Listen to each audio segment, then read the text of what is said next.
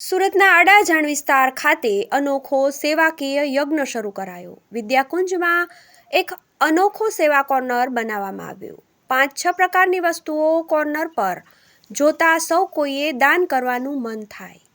કપડાં, રમકડાં, પુસ્તકો, બૂટ, ચંપલ, ઇલેક્ટ્રોનિક વસ્તુઓ, ઘર વપરાશના સાધનો કે જે પોતાના ઘરમાં બિનઉપયોગી હોય તેવું દાન ગરીબ પરિવારમાં ઉપયોગમાં બની શકે આ સેવામાં લોકો પોતાનું યોગદાન આપી રહ્યા છે।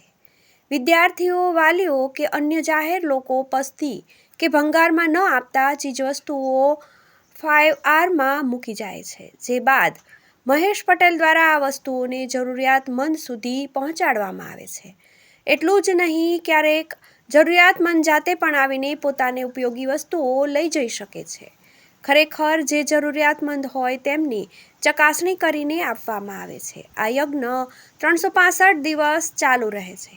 બાઇટ મહેશભાઈ પટેલ, વિદ્યાકુંજ સંકુલ નિયામક। દરેક વ્યક્તિના ઘરે જે ઘર વપરાશની વસ્તુઓ, ખાસ કરીને કપડાં, બૂટ, ચંપલ, ચોપડા, રમકડાં, જે બીજા માટે ઉપયોગી બની શકે પરંતુ જે તે ઘર માટે એ હવે ઉપયોગમાં નથી રહ્યા અને એ જ્યારે પસ્તી કે ભંગારમાં આપી દેતા હોય તેવા ત્યાં ન આપતા વિદ્યાકુંજમાં એક કાયમી સ્થાન બનાવ્યું છે।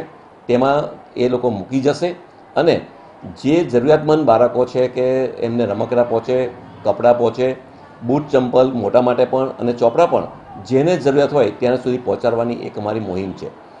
આ આયોજન આમ તો વર્ષોથી અમે ચલાવીએ છીએ, પરંતુ 6 મહિને વર્ષે એક દિવસ માટે આ પ્રવૃત્તિ કરતા હતા। બાળકો પાસે, વાલી પાસે, નાગરિકો પાસે આવી વસ્તુ ઉઘરાવીને અમે આપતા હતા, પરંતુ હવે કાયમી સ્થાન એક વિદ્યાકુંજમાં બનાવવામાં આવ્યું છે, જેમાં જે તે સમયે વાલી હોય કે અન્ય નાગરિકો હોય પોતાના ઘરમાં બિનઉપયોગી વસ્તુ જે બીજા માટે ઉપયોગમાં આવી શકે તેવી હોય તે અહીંયા મૂકી જશે અને અમે તેને ગરીબ લોકો સુધી જ્યાં જરૂરિયાત છે ત્યાં સુધી અમે પહોંચાડવાનો પ્રયત્ન કરીશું। Arvind Rathod, GTV news, Surat.